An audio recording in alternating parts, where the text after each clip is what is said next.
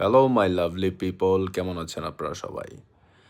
As I said আপনাদেরকে আমি swimming পুলে নিয়ে আসবো। সো নিয়ে এসেছি।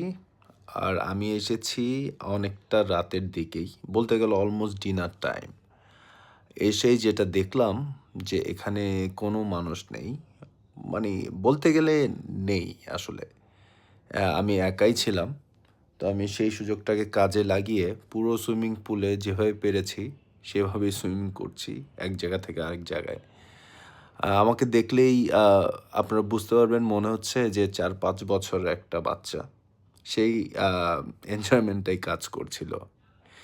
এনিওয়েজ আপনারা যারা স্বপ্নের সিন্ধুতে আসতে চান চলে আসতে পারেন। যারা সুইমিং লাভার তাদের জন্য এই পুলটা বেশ বড়, এনজয় করতে পারবেন। তো সুইমিং শেষ করে আমার প্ল্যান আছে আমি একটু বের হব। আ বের হয়ে ডিনার করব। সো বেরিয়ে গেলাম। দেখি একটু ঘুরবো আগে। ঘুরে তারপরে যদি খিদে লেগে যায়, তাহলে আমি আমার ডিনারটা সেরে ফেলবো। ওই যে দেখা যাচ্ছে মুভ অন। মুভ অন করতে চলে আসুন Cox's Bazar as I said before. তো এখন আমি স্বপ্নিল সিন্দুর গেইটে। আর দেখতে পাচ্ছেন স্বপ্নিল সিন্দুর রাতের ভিউ। It's amazing. এখন আমি মেইন রোডে চলে এলাম। একটু হাঁটবো।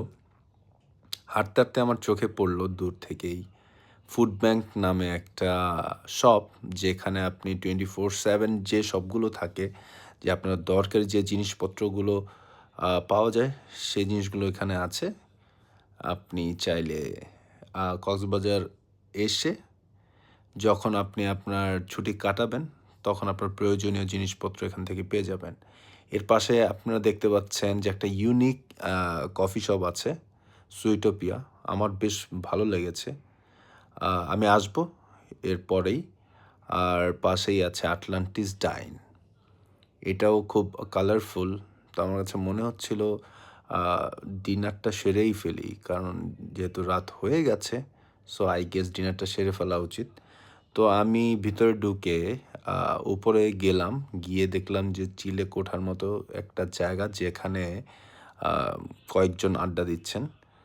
তো এর মাঝেই আমি বসে খাবার অর্ডার করে ফেললাম। খাবার আসতে ১৫-২০ মিনিট টাইম লেগেছিল। খাবার এলো। খাবারটা দেখতেও খুব ডেলিশিয়াস মনে হচ্ছিল। আর খাবারটা খাওয়ার পরে বুঝলাম খুব টেস্টি। তো খাবার শেষ করে আমি বেরিয়ে পড়লাম। আর কিছু জায়গা আমি ঘুরবো। দেখা হবে আবার আপনাদের সাথে নেক্সট ভিডিওতে। টাটা।